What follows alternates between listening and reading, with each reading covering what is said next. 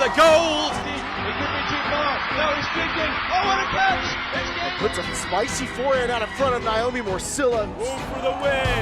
Team Canada. Darren Wu! Santos with the layout grab. Oh, that fantastic grab. The claws of Chaffer. Canada just became the world champions. Canada and the rest of the world. You're listening to the Huckin podcast. I'm one of your hosts, Theo Wan, currently living in Kingston, Ontario. And I'm Danie Proby from BC. And together we are your coast-to-coast guide to all things Canadian Ultimate. I feel like it's been a while, Theo. Have you missed me? I mean, we DM on the Actually, I should say I DM you on the regular. And I mute you on the regular. Mute for until turned off. Let's just be real. You're not the first person or group chat that's done that. I remember in the one captain's chat I was in, I was like always had these ideas and like, Theo, we're working right now. Like we'll implement these ideas later. Like we'll just mute you. So yeah. We had some fun with another group chat this week, Danie, where Danie left a group chat and then hopped back in because she was missing our conversation. So that did happen as well. I just okay, so if you're listening at home and you're the type of person that, oh, well, this group chat already exists, even though I only want to talk to one of these people, and you're just that lazy that you slip into that group chat and you spam it about something completely irrelevant to the other third person, you're a bad person. Don't do it. And I was like, hey, so can you not DM each other? And then they're like, no, and kept talking. And then I left, and then both of them were messaging me more separately. And so I came back into the group chat to show them how outrageous they were. Pete, I'm talking about you. You're outrageous. Theo, enough about us. What have you actually been up to? Still about us. I lied. What have you been up to last couple of weeks? Just on that hashtag workday grind, so yeah, 14-hour days, no sleep. That I'm kind of half kidding. Like the weekends are a little bit busier, so yeah, I've just been working. Had a chance to go home at some point this month, which was nice. But this month for it's busy for me with work, but for you it's a whole type of other busy because you got something we're gonna talk about in the news, but then you got some other exciting personal news. Are you allowed to share what's happening? What is it? 10 days now from this recording? It's not private. I'm getting married. So yeah, a lot of my time is spent on creating Google Docs to help organize the people that are helping me. Quite a few people on traffic are actually kind of helping me execute day of, which is really exciting. They're going to be bartending. They're going to be kind of helping at the ceremony, decorating.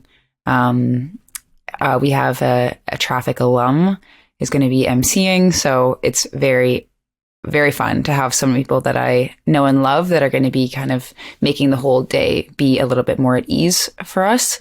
I'm going to be the happiest. I've never been more excited for anything in my entire life. So it's going to be awesome. One quick second, my Be Real just went off. So I need to do a quick Be Real. So if you're watching this, you're going to see my Be Real. What are I'm going to sound like a boomer right here. What are Be Reels?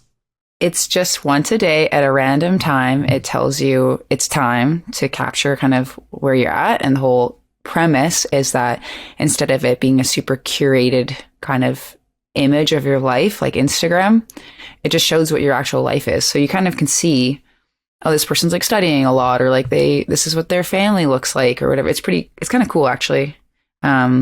For mine, it's a separate app. It's another app. Yeah. Oh man, I'm sounding like one of our award submissions was submitted through Be Real. I'm pretty sure I saw that. I was trying to figure out what that was. So yes, it was. It's called Be Real. Yes. Oh my gosh, this is so funny. So yes, so it takes a right photo out of your back camera and it takes a photo out of your front camera. So it shows you and like where you're at. So I wasn't in your photo just now. The podcast was, yes. Let's go. Yeah, you're gonna It's another social app. It's like, dang. Yeah. Okay. So while he's Googling how to internet, we'll move on a little bit. Well, we're going to go to the news. But before we head to the news, we've had a lot of kind of submissions, which has been really cool. We're doing these Huckin awards, so we're going to chat about that. We're going to chat about some tryouts happening, some conferences, and then we have Mika Kurahashi in the main event. Super exciting to have her and all of her achievement, success, and she can talk about kind of everything that she did to get herself into a position where she can just slay all day. So we're going to head to the news. We now have breaking news.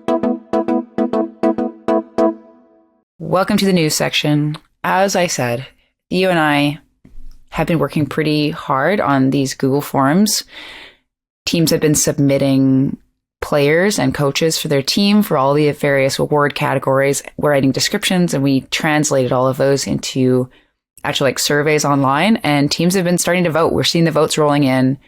It's really exciting. It does seem like some categories have kind of clear winners across the division. Theo, what excites you most about this? Well, one is we get to celebrate the talent of the University Series. We know it's been a couple weeks or more since that, but all I'm going to say is it takes time to wrangle in some people to submit the forms. That's all we're going to say. I'm not going to call it a specific team or two. Also want to give a quick shout out to Ben Clar, who's been helping us on the back end of things, and is going to also help us with the formulas of how to figure out who actually is the winner. So that's fun. And yeah, it's cool to see who gets recognized. And, sometimes you might think the award winners are only going to come from the teams that come first or second, but that's not always the case. Is all I'm going to give a preview of. Is there's going to be people getting recognized from all of D1, not just first place teams. So that makes it really exciting.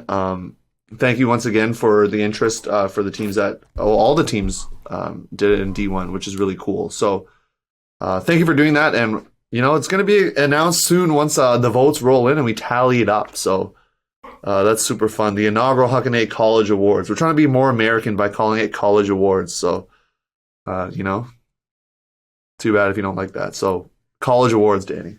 I love it. So my dog heard a noise. So if you hear her little barking or her panting, she's now cuddling with me because she's scared. She's very noise anxious. So that is, this is my life. I'm just trying to be real here, Theo. I got to join that now. I'm joining that just to send you be reals. I'm not going to accept your friendship request. I don't need you to be able to have more ways to contact me during the workday. Okay.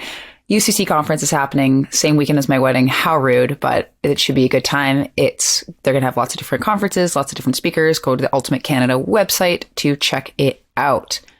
Final news from me, I think maybe from us. It's just that the U24 tryouts are happening this weekend in Vancouver, well, actually Burnaby. And so once this tryout is done, then we as coaches can start creating our teams, and then invites will start rolling out kind of slowly after that. It's going to be exciting. We were a little bit worried about the weather because it randomly started snowing a bunch here this week, which is unheard of. Sometimes we get years where there doesn't snow at all, and we get snow early November, and it was sticking so hard that we actually were going to have to cancel the end of our practice, but we didn't because it was Universe Point and it was our first scrim for UBC. So we kept playing in the snow. Don't judge me. And I looked at the weather for the weekend and it's going to be 8 and 9 degrees and sunny. Knocking on wood. Will it be better weather than the Ontario tryouts is what I want to know. I think for the Ontario tryouts, the weather was nice. It could have been sunnier. I think it was quite cloudy, overcast. And I think because it was as early as it was, I personally wasn't dressed properly for it, whereas I now am in winter mode in Vancouver. And so I have my heated gloves, my heated boots, my winter coat. I'm ready. We wish the best of luck to everyone trying out. I know it's not obviously just going to be Vancouver or BC people, but people on the west coast or west side of the country, or those that maybe weren't able to get out to the East tryout as well. So good luck to all those participating. We can't wait for you to represent this great country. So yeah, I'm excited to find out who makes the teams. I'll find out when you find out, folks. So yeah, that wraps up the news, Danie. We're going to jump in main event, talking to Mika Kurahashi, as you mentioned, get to know a bit more about her and her experience. So follow us to the main event after this quick break. This episode is brought to you by Be Ultimate Apparel. Based out of Vancouver, BC, Be Ultimate is climate neutral certified and designs products that are built to perform. I personally love my 2 Be Ultimate Sun hoodies, and I rock them wherever I go. If you want to learn more about Be Ultimate, start your custom team order, or check out any of their ready-for-purchase collection, you can head over to beultimate.ca. This is Safina Shajani and Jessica Gao from the McMaster Women's Ultimate Team, your 2022 CUUC Division I Women's Champions. And you're listening to the Huckin podcast, your coast-to-coast guide for all things Canadian Ultimate. All right, welcome everybody to our main event. I am so honored to introduce somebody. I feel like I've known you basically as long as I've been coaching, Mika Kurahashi in the house. So you're a household name at this point, and I know that you are, among many things, quite humble and probably not that good about like bragging about yourself. So I really appreciate you coming on here to like literally talk about yourself, which is probably kind of uncomfortable for you. You can introduce yourself, maybe say where you're playing right now, maybe where you played in the summer, and we'll start with that. Okay. Hi, my name is Mika. I am currently playing on UBC Women's, and in the summer I played on Red Flag. Yeah. Awesome. And when did you start playing Ultimate? Like, how old were you? Like, what kind of year was that? I started playing Ultimate in 2017 when I was in grade 9.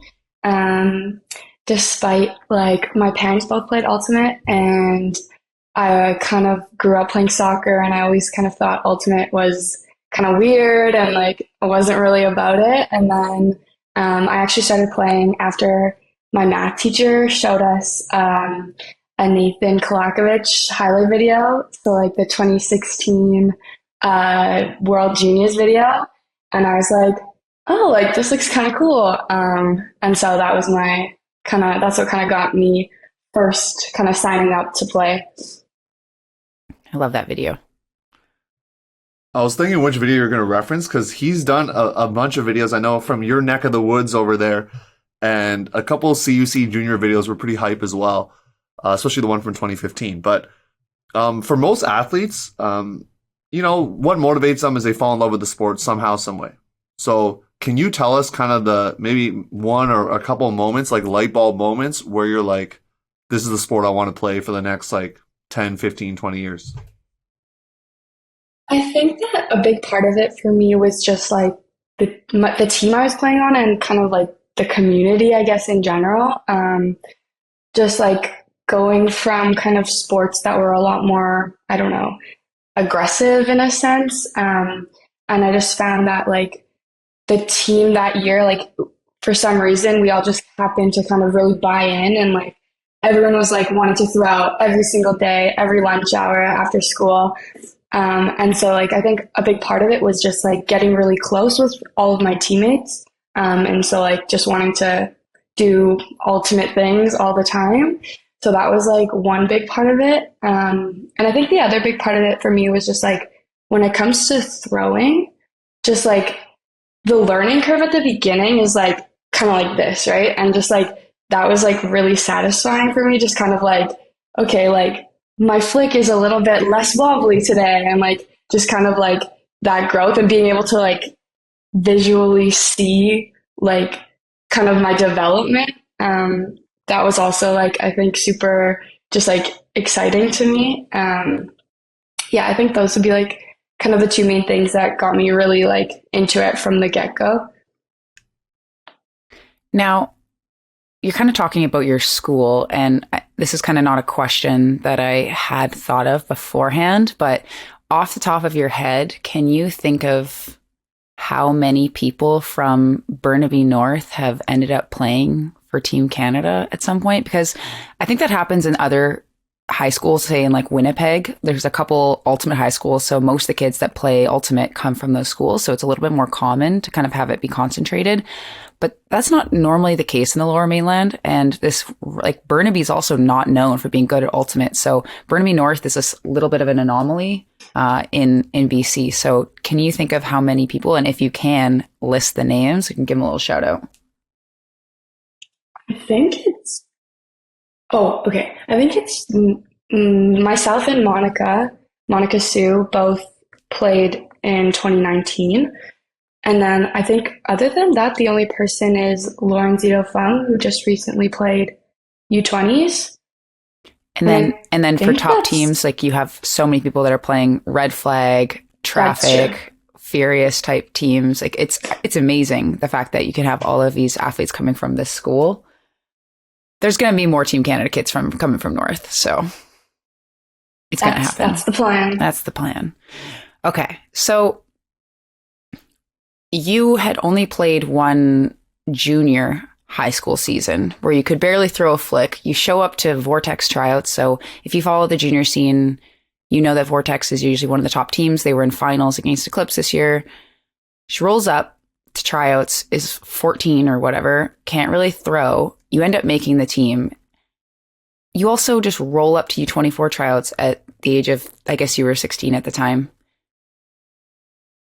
Just, again, no expectations, just pure determination. What is it that you do that you think that made those experiences possible for you?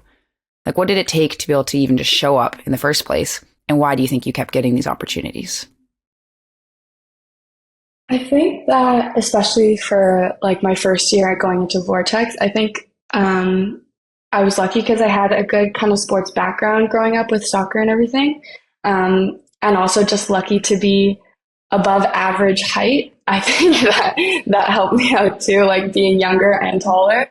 But beyond kind of that stuff, I think that, I don't know, I just kind of, with these tryouts and stuff, I just kind of always was like, you know, what do I have to lose from going and, you know, trying to run around and like, you know, show what I can do. I guess like it's always been, I've always kind of treated it as just like a learning opportunity and like a chance to like play with and play against a bunch of players who are better than me. And yeah, I don't know. I think it also helped that like I didn't have a lot of expectations for myself going into any of these tryouts. So I was able to kind of just like have fun and not really like worry too much about how well I was playing because I didn't have any expectations to play well. So it was just like easy to just kind of run around and do my thing without really like thinking too hard about it. Yeah. I'm gonna go a little deeper on this for the U24 one specifically. So you end up making the team, which I think shocked a lot of people. It did not shock me. I think you're an awesome kind of sleeper pick. I don't even know how else to describe it. Where again, I don't think anyone really had any expectations, but you had like limitless potential. So I think that you were an exciting choice for the mixed team. Going into the tournament, I'm sure you probably weren't expecting a ton of playing time, but from the footage I saw in the game against the US, I think you were on like the last couple points, including Universe. Can you explain kind of how you're feeling going into that game and how it felt that your coaches and your teammates were trusting in you at that moment against the best team in the world? Yeah, I think with Worlds in general, kind of like you said, I didn't really have a lot of expectations in terms of, you know, how much I would be playing, kind of what lines I would be playing, things like that. And so like starting with the tournament, you know, I played here and there kind of on D-line and not, you know, super consistently, I guess. And then I feel like that USA game was probably like my best game of the tournament. And I don't know, I guess they saw that and I kind of got the opportunity to, you know, play against the best. I think that something that helped me was that I didn't know any of these people I was playing against. Like, I think all the people who were like older on my team, they knew so much more about like ultimate and the ultimate scene and who these really good players on the States were. And I had like absolutely no idea.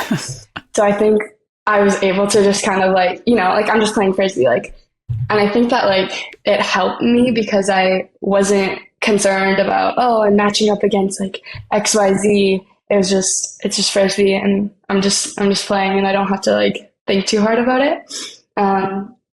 But yeah, it was definitely like super cool to just like have that kind of a game against them. Like I think, just like think about the tournament, like I think that was their closest game. And so it was like cool to just be a part of that and, be able to like really compete with the best of the best. So Mika, moving on now to this past season, we know 2021, your team had some success, but it wasn't like for a lot of teams and players, it wasn't like a true full club season, whereas 2022 you had UBC first and then you had the full out true club season. So talk to us about that. You had a chance to play Worlds, which is really cool. At your age, you've played U24s and now World Clubs. So talk first about World Clubs and then a little bit about the USAU series that happened recently as well. Yeah, I think with World Clubs, we were excited going in because we knew that we had a pretty good path, I guess, to at least like quarters. Kind of we looked at it and we're like, okay, we shouldn't see any American teams, like looks good. And then, yeah, I guess I think that as a team, we kind of really figured something out, I guess, during that tournament. Because it was only our second tournament, like really ever. Like we had played UCI and that was kind of it because we weren't really competing in any other like USA Ultimate tournaments or anything. So WUC was really like the second big tournament and like the first tournament we had with kind of that new squad for 2022. So just kind of like, everyone's figuring out how it is to be playing against other teams. And then, yeah, I don't know, we had obviously some really exciting games kind of leading up to the bracket. A lot of like really close back and forth, not a lot of breaks, not a lot of turns type of games. And then, yeah, I don't know, we kind of surprised ourselves, I guess, with the last couple games and making it to the finals was pretty surreal. Yeah, it was like being in the stadium and all of that was like just like a really crazy, awesome experience. Yeah. And then I guess for USA Nationals and the kind of build up for that, I think we kind of knew going in that we had obviously a super competitive section and region with both like BFG and mixtape. Just like it was cool to be able to, play against such good teams at our sectionals and regionals. But we also were excited once we made it to nationals to play other people. We hadn't played that many teams, but at the same time, somehow we've been playing mixtape like three or four times already, and we're like ready to, go on and play some new teams.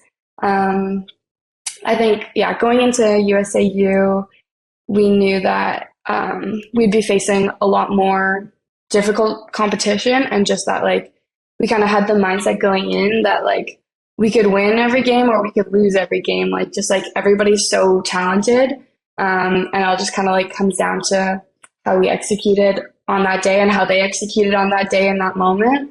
And yeah, like our pool play was like pretty insane.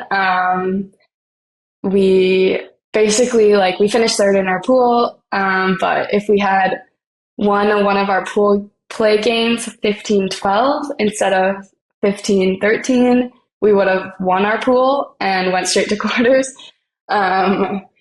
So yeah, pretty crazy first day. I think definitely like showed that it was a very much, anyone could win, anyone could lose, and just like a lot of small margins.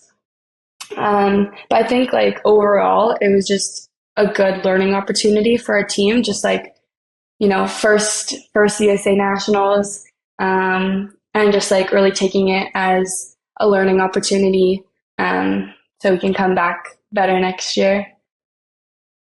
Yeah, it was very fun to follow along with Flag's journey at Nationals. I think a lot of people were kind of split on what to think about Red Flag based on WUC and based on regionals and everything. I think a lot of people were thinking you were quite underseeded, and the fact that 1 point, like literally 1 point, was the difference between finishing first and finishing third is just like a testament to how crazy the mixed division is. And you ended up having to play, I know you talked about playing mixtape a bunch, but you ended up playing like 2 teams twice at Nationals. So you come all this way, you're so excited to play other teams, and you play like Toro and Amp twice. Is that right? Yeah. Yeah, that's right. So unfortunate, but the team did seem to do really well. And you in particular seemed to do really well. We'll talk a little bit more about your performance at USA Nationals and in the USA Series a little bit later. But first, I want to kind of touch on something that I, as someone who coaches both juniors and works with young adults with UBC, this question is kind of close to my heart because I think it's something that as a nation, we don't do a good enough job of building kind of transition systems for athletes from juniors to adults. So there's a lot of these kids come out of juniors, they might be on the top team, but they're not ready for adult club. And maybe if they don't make the first or second team, they might lose interest. So not a lot of high school students come out right away and are able to carve themselves like big roles on big teams. So do you have any advice for other young players that are looking to make that jump, things that they can do, maybe they're grade 11, grade 12, or even first year university, that would help them kind of get to that next level? Because it is a different pace of game.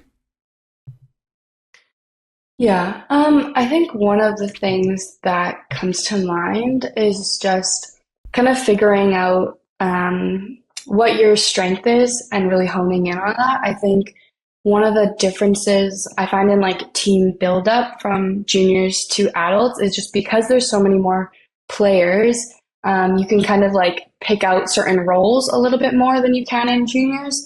Like juniors, you kind of just like, you know, if you're good enough, you're good enough. Versus like I think adults, there's a bit more kind of specific selection of people who fill certain roles on a team. So I think something that I would say is like, you know, if you figure out, you know, I really like defense or, you know, hucking or whatever that is for you, I think like kind of being able to like hone in on that strength and kind of like make that your thing is something that could maybe help. I think defense in particular is something that could like make a difference for you going from juniors to adults.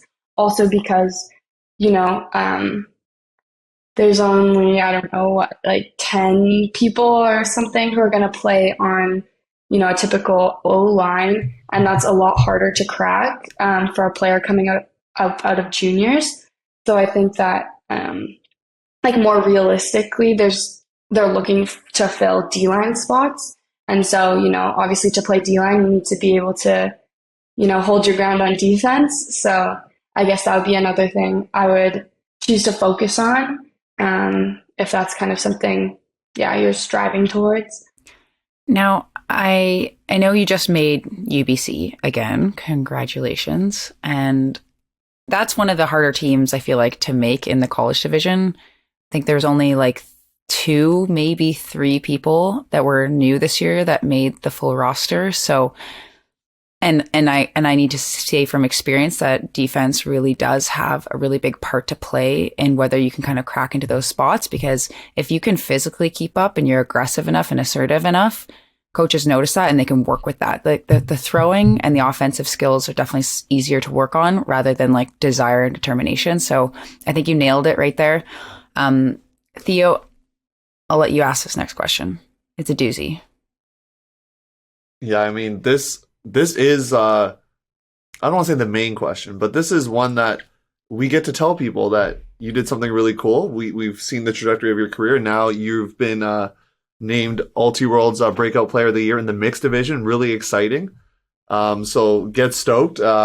not just you, but your fans and your teammates out there. So, yeah, when you found out that was the case and you were named that, what was your first reaction, and what does that mean to you?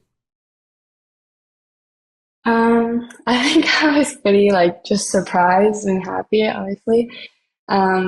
Definitely an honor, I guess, to kind of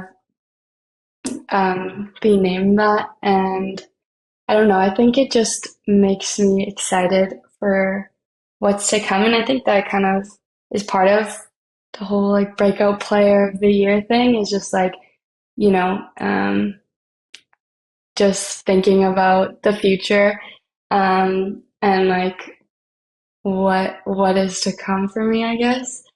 I don't know. I don't have that much to say about it. I'm just grateful and happy.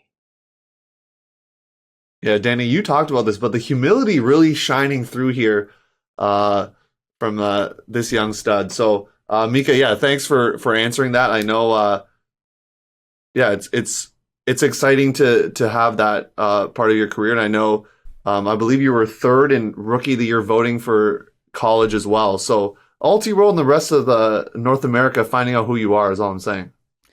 I think it's pretty cool when Canadians can top these lists, and especially since I think like Red Flag being a new team, I think it's really exciting. And the one thing that I do like about kind of this whole thing is I think consistently across the board at tournaments, you're like in the top of the leaderboard in scoring. And I think in the mixed division, it's really important for other female matching players to kind of have role models on the field that take space on the field and that are trusted and that can dominate. I think it's really good for a lot of people to look up to and to emulate, and to see a team that puts their best players in positions of success. So it's always cool seeing how many goals and things that you're doing, how many highlight videos you're in. One last question I'm going to ask. There's a recent highlight video from Be Ultimate that was posted where I think one of your teammates misread it, or I don't know what was happening. Maybe it was windy or something. And you do this layout kind of right at the back of the end zone. Your hands on the ground, and then you kind of like catch the frisbee and you look to see if you're in or out or whatever. Can you tell us what happened on that call? Because I went frame by frame and it was definitely a goal. So can you tell us what happened? Yeah. So I caught it. I like slid kind of, I like slid forward because I always had like forward momentum. So I guess I kind of like finished my movement on the line. And also like the frisbee was pretty low when I caught it. So I guess the other team was questioning both if it was up and if it was in bounds. And like at that showcase field, there's like the big screen. And so they like show the replay, and we were all kind of like looking at it. And then I guess they were like, oh, it's like too hard to tell. Like you can't tell. And then there's like the photographers on the sideline, like trying to, you know, get my attention and show me like I think it's up and I think it's in, like, but it was like just like pretty, I don't know, chaotic, I guess. And then I guess people on the field were telling me to send it back, because they were like, you know, we're not gonna come to an agreement or whatever. And I didn't even, I think I was just, I don't know, too in the moment. I didn't really know what they were saying. And I thought there was actually a call on the throw. So I was like, okay, it doesn't matter. Let's just send it back, because there was something going on over there. But there wasn't something going on. They just were telling me to bring it back because we weren't going to come to a conclusion. So anyways, we sent it back and then we scored again. And that was because that was the final point of the game to win semis. So a little disappointing, because it would have been really cool if that was like the game-winning score, but is what it is. It really was, though, because it was in. It was like your hand was maybe an inch off the ground when you caught it, and your other hand was clearly in bounds on the ground. It was sick. It's so sick. If you haven't seen it, go check out their Instagram. It's pretty fun to see it in slow motion too.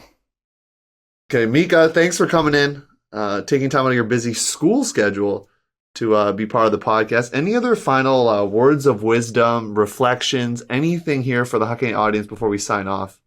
I don't know. I think I'm just grateful for, I don't know, ultimate in general, I guess. Like, I think, I don't know, a lot of my life revolves around playing frisbee, coaching frisbee, frisbee things, frisbee friends. So, yeah, I'm just grateful to be a part of the community and play frisbee. It's fun. That's the final words here from Mika Kurahashi. Thank you for coming on. Yeah, we're excited to see more things coming out for these two T-Birds over here.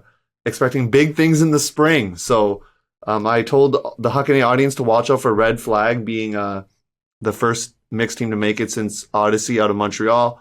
So yeah, watch out for UBC. I think they're going to do big things in the spring. So yeah, follow Ulti World's coverage of the college series. You'll see Mika balling out there as well. So thanks for coming in, and we'll see you next time. This is Nick McFadden from the University of Manitoba Open Team, your 2022 CUUC Division I Open Champions, and you're listening to the Huckin podcast, your coast-to-coast guide for all things Canadian Ultimate. There you have it, folks.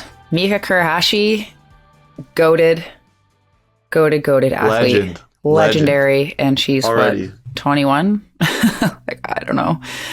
I think I've known Mika since she was a wee lass. I was coaching Vortex that year when she made it for the first time. Like that story where she just showed with tryouts. She didn't look that good in the throwing drills, but all of a sudden we're doing 3-on-3 scrimmages and she was literally scoring every goal. There was something in her eyes. You could just see she was like built different. The way that she kind of attacks the disc, the way she's just really hungry all the time to make plays, and you could see it. So she didn't get a ton of playing time that year, but then by the time nationals rolled around, she was already starting to learn how to like sky people, and that became something that she kind of popped off in certain games, and then the next year it was just kind of she exploded. So she took a bigger role in her high school team, and then club was just rolling after that. So she's tremendous because she's the type of person that will take matchups that make her better, puts herself in situations where like, other people might be afraid to put themselves, always like wanting to mark up against adults when she was in juniors, always wanting to learn from people who were good at things or better at things than she was. So it's not an accident she's gotten to where she's gotten. It's taking a lot of work, and the multi-sport background definitely helps. So it's been really fun to follow along with her journey. And she was on the U20 team I was supposed to coach before too. So I just, I hope I actually get to play with her before I retire. So Mika, if you're listening to this, I mean, you probably are listening to this. Traffic. So a subtle hint there. We like that on the pod, and beep, beep. Yeah, for me, I just enjoyed hearing of her humility and just giving love and always bringing it back to her teammates. Ultimate obviously is not an individual sport, so no matter how good a player is, the teammates around them got to make things happen. So if you're a deep striker, someone's got to throw it to you. You can't throw it to yourself, and vice versa. If you're a dominant thrower, you got to have some receivers that got good mitts. So it's always good to give love to the teammates and the people that help you get to where you are. Yeah, we got more. You know, we were talking about this off air, Danny, bringing out the stories of people in Canada. So we got more of that coming for you, is all I'm saying. We got more stories coming. And so I'm excited for that, where we get to hear about people's journeys and you get to learn about someone maybe you never even heard of. So that's some exciting news that we got kind of percolating in the works here. Yeah, I think that these kind of, now that we're in the off season, it gives us an opportunity to not just kind of be spinning around trying to cover all the events as they're happening, doing previews and recaps. So we actually get an opportunity to sort of dive a little bit deeper into Canadian Ultimate, into a little bit more about the culture and the people that make it what it is. So it's a privilege and a pleasure. So follow us on Instagram, Huckin at ultiworld.com if you want to email us. Don't go to Twitter or Facebook. Facebook, we just reshare the things we do on Instagram. So Twitter, we don't even really post. That's just straight up. Like, no, the account exists. So you could follow it if you want to, but I don't know if believe so much in Elon Musk and what he's doing over there. So we're not a political you gotta get podcast. on Be Real.